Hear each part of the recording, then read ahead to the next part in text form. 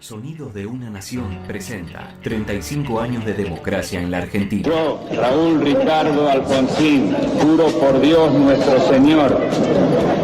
Huellas de un largo camino que recién empezamos. Aquí le vamos a entregar, señor presidente, el informe.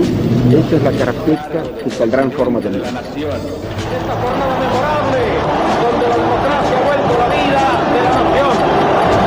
¡Entre todos vamos a constituir la Unión Nacional! Y para todos los hombres del mundo que deseen habitar el pueblo argentino. Hechos y personalidades que marcaron nuestro pasado, transformaron el presente y alumbran un futuro. Quiero utilizar una frase que no me pertenece, porque pertenece ya a todo el pueblo argentino. Señores jueces, nunca más.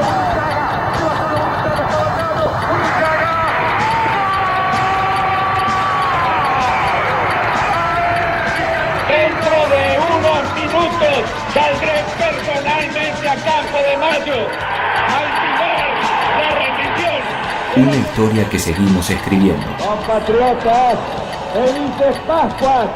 Sonidos de una Nación.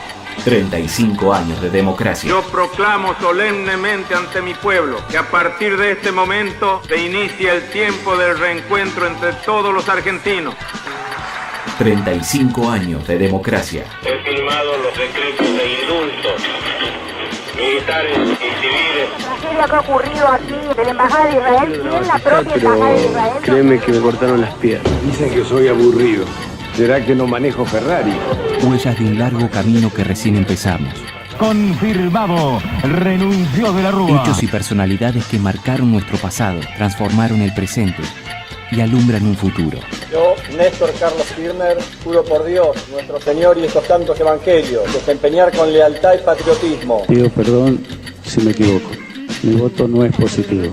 Habemus Papa, Dominum Georgium Marium, Sancti Romani Ecclesiae Cardinalem Bergoglio, Sonidos de una Nación. 35 años de democracia en la Argentina. Franciscum. Producido por Fotos de Radio. Pablo Magliano y Hernán Fernández.